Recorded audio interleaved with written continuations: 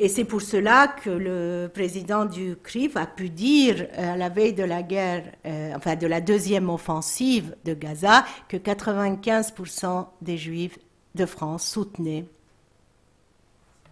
cette offensive. Alors, pourquoi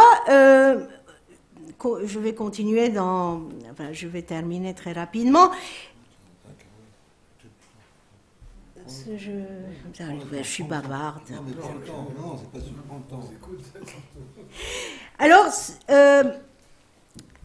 et les traditions se perdant, les Juifs d'Afrique du Nord non seulement vont faire d'Israël un marqueur identitaire, mais aussi du génocide. Le génocide, l'histoire vécue par le judaïsme ashkénaze va être partagée par les Juifs d'Afrique du Nord, majoritaire en France. Vous savez que c'est 70% du judaïsme français, entre 70 et 72%. Tout d'abord, pour devenir un vrai juif, parce que les Juifs d'Afrique du Nord, bien, on leur a créé des centres communautaires, etc., mais on les appelait les Noirs quand même, hein, on les appelait en yiddish Schwarze. Hein, longtemps, on les a appelés Schwarze, les Noirs. Quand on appelle Noirs, il y a des connotations très complexes. On les appelait les Schwarze, et ces Schwarze avaient vraiment envie de devenir des Juifs comme tout le monde, comme tous les autres Juifs. Ce partage de l'histoire de l'Holocauste va produire une sorte d'intégration au sein du judaïsme. Enfin, ces Juifs ne vont plus être considérés comme une pièce rapportée, mais comme faisant partie de l'histoire de ce judaïsme qui avait tant souffert pendant la guerre. Alors, je vais vous donner, puisqu'on parle aujourd'hui du procès Fofana, enfin, qui prend des allures quand même assez apocalyptiques. Ce jeune Ilan Halimi qui a été sauvagement abattu, quand on ouvre les sites Internet, on lit une rhétorique qui démontre un petit peu ce que je vous ai dit. Dans les sites Internet, il est d'abord montré comme le premier martyr séfarade. Vous savez que dans le langage, après le procès à Eichmann en 61, de plus en plus, les Juifs assassinés vont porter le qualificatif de martyr. D'ailleurs, quand on voit, on se promène dans les cimetières en Israël, on voit des monuments aux morts faits par les survivants au nom du village qui avait été massacré, etc.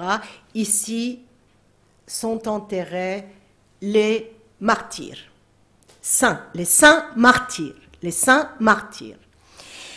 Kedoshim, les saints martyrs. Alors, on voit la même chose dans ces sites, on voit la photo de ce jeune homme, et à côté, en hébreu, mais en caractère latin, c'est marqué « Saint martyr ». Et puis, dans ces mêmes sites, il y a toute une rhétorique disant « Nous aussi, les séfarades, nous avons été victimes de l'antisémitisme ». Et Ilan Halimi représente cet antisémitisme. Bon, qu'il y ait eu des facteurs d'antisémitisme dans ce qu'on a fait à ce jeune Ilan Halimi, enfin, j'attends la fin du procès. Enfin, moi, je ne peux pas juger, je n'ai aucune habilitation à le faire. Néanmoins, sur les sites, c'est ce qu'on trouve. À savoir, désormais, les séfarades font partie du judaïsme français. D'ailleurs, on retrouve le même phénomène en Israël. Jusqu'aux années 70, fin 60, en Israël, on ne respectait que ceux qui étaient morts pendant la guerre d'indépendance en Israël. Et en deuxième position les résistants du ghetto de Varsovie. Parce qu'un jeune État en gestation avait besoin de héros, mais pas de victimes. Les monuments aux soldats morts pendant la guerre d'indépendance de 48-49 occupaient les allées centrales des cimetières.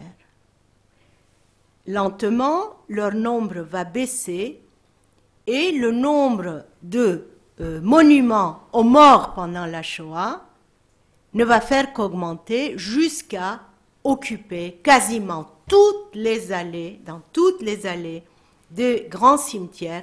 On trouve ces monuments en pierre noire, grandioses, avec en dessous des cendres amenées d'Auschwitz et fait au nom de ceux qui sont morts dans tel quartier, tel village, etc. Donc vous voyez, ce mouvement ce changement montre aussi que les Israéliens avaient aussi besoin de s'unir, de n'avoir plus ce partage qu'il y a en Israël entre séfarades et ashkénazes. La Shoah faisait partie de la mémoire de tout Israël. Mais en même temps, ce n'est pas le même phénomène, puisque la Shoah a permis aux Israéliens de renouer avec la diaspora. Parce que la diaspora, pour les sionistes, la diaspora, c'était la négation. D'ailleurs, en hébreu, le mot utilisé, c'est shlilat agalut, la négation de l'exil.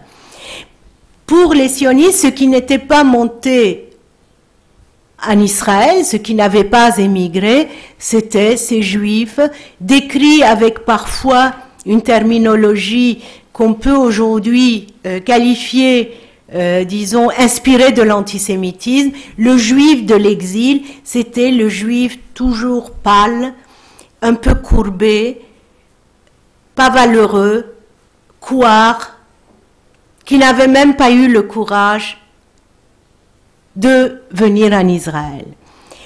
Bien sûr, là aussi, c'était un État jeune, avait besoin de montrer des héros, ceux qui s'étaient battus, ceux qui étaient montés malgré les difficultés. Monter, je dis monter parce que le mot est aliyah en hébreu. Aliyah signifie monter, c'est un mot religieux.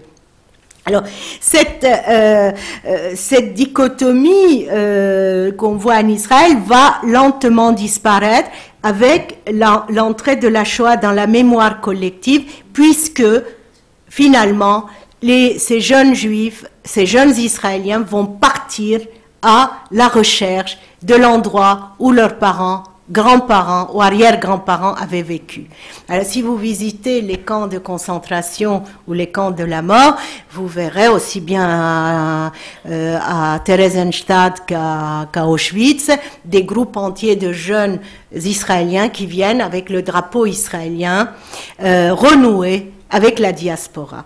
Mais ce renouement était quasi obligatoire, puisque désormais Israël avait besoin de l'appui de la diaspora pour, après 67, lorsqu'il n'était plus un État éthique fait pour les survivants, mais un État occupant, ils avaient besoin de ce soutien de la diaspora qui allait être très important et devenir une identité diasporique. Le soutien à Israël est aujourd'hui une identité diasporique.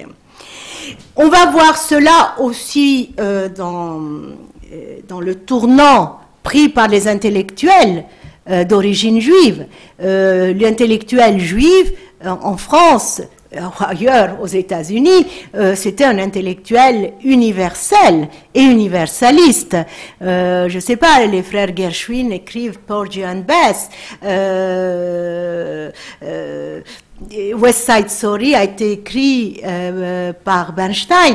Donc, les Juifs, même religieux, avaient soutenu la cause des Noirs en Amérique, tandis que aujourd'hui, l'intellectuel juif a pris ce tournant, une sorte de retour à la tribu, en passant par le soutien à Israël. Certains sont devenus des intellectuels organiques et d'autres, on voit ça, on ne va pas donner des noms, ces grands intellectuels qui occupent l'espace public témoignent d'un soutien inconditionnel à Israël